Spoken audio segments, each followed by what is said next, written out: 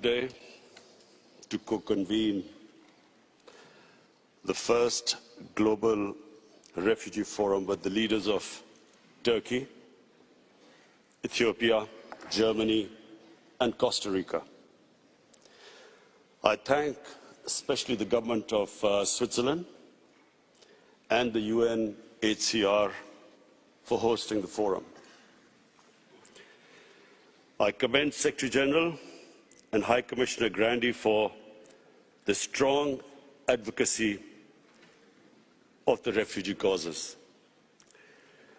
But I want to especially pay a tribute to President Erdogan of Turkey and the people of Turkey for hosting the largest refugee population. Excellencies, ladies and gentlemen, I want to speak about Pakistan. Pakistan was born out of the biggest refugee problem in the history of mankind. And we were inspired by the Prophet Muhammad sallallahu alaihi wasallam, who was a refugee. I'm very proud to say that Pakistan hosted at 1.4 million refugees. And still, after 40 years, Pakistan still has 1.4 million registered refugees. And overall, the Afghans in Pakistan number 3 million. Countries that do not have resources, countries that cannot look after their own population, that cannot provide their basic needs, that are struggling to develop their human resources. For them, a large refugee population causes problems which cannot be imagined by the richer countries. I see the European countries struggling with the refugee problems. I see the emergence of the right wing, which cashes in on the public distress faced by the public because of lack of jobs. They cash in on the refugees. So we in Pakistan have been through this. 4 million refugees, and today almost 3 million refugees. A country where there's massive unemployment. We know what we go through. As a Prime Minister, I can tell you that we face daily problems where our people want jobs, and clearly the refugees can become a target. But I'm very proud of my people, the way the people of Pakistan have hosted the refugees, the hospitality shown to the refugees for over 40 years. But the main point I want to make here today is that prevention is better than cure. We must all try and prevent people from becoming refugees. Pakistan is, and again I'm proud to say, we are trying our best now in the peace process in Afghanistan so that the refugees can go back with dignity. And we are praying that this peace process now succeeds. There's a political settlement in Afghanistan so that the people of Afghanistan who've been suffering for 40 years of conflict, finally, they too can enjoy the dividends of peace. Mr. Secretary General and High Commissioner, one of the things I especially wanted to come here and point out, and I do want to tell the whole world that they should be aware of one of the biggest impending refugee crises about to take place. In India, on the 5th of August this year, Indian forces laid siege to the people of Kashmir. Since 5th of August, 8 million Kashmiris have been literally shut inside. Their rights have been taken, people have been imprisoned, the leaders are in jail, all communication has been cut off. But the most important thing which the world needs to understand is that the professed aim is to change the demography of Kashmir from a Muslim majority to a Muslim minority.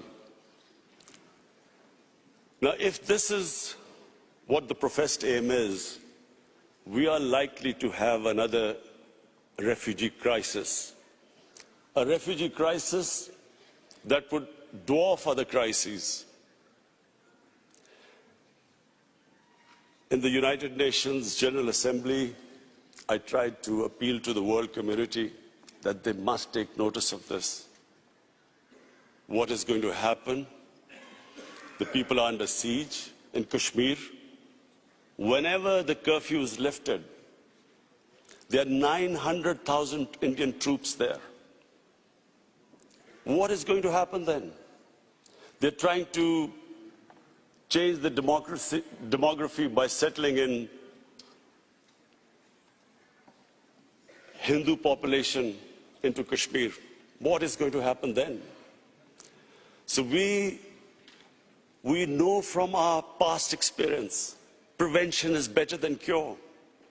If the world acts right now and puts pressure on the Indian government to stop this illegal activity, we could prevent this crisis. But we all know once a crisis starts, once there is a crisis, we all know that it's, as we know right now, as we know what is happening, as we know what is going on in Turkey with the refugees, we all know that it's very difficult, it's complicated. So many issues come in the way. So number one, I would like the world community to take notice of what is happening. We in Pakistan are not just worried that there will be a refugee crisis. We are worried that this could lead to a conflict between two nuclear-armed countries.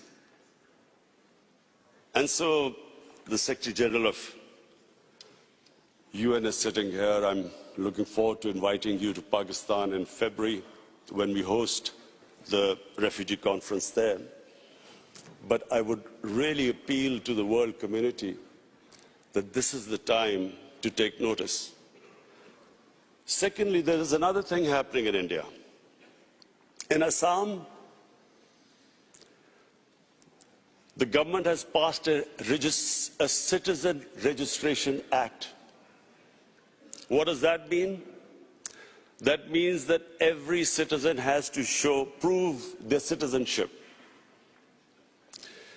This is what happened in Myanmar. Before the ethnic cleansing of Muslims started there, they were all supposed to first prove their citizenship. This is what is happening in Assam.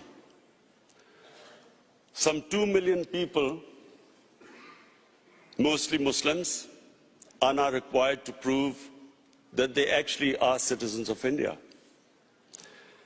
And according to one of the Indian ministers, the same act will, by 2024, will be all over India.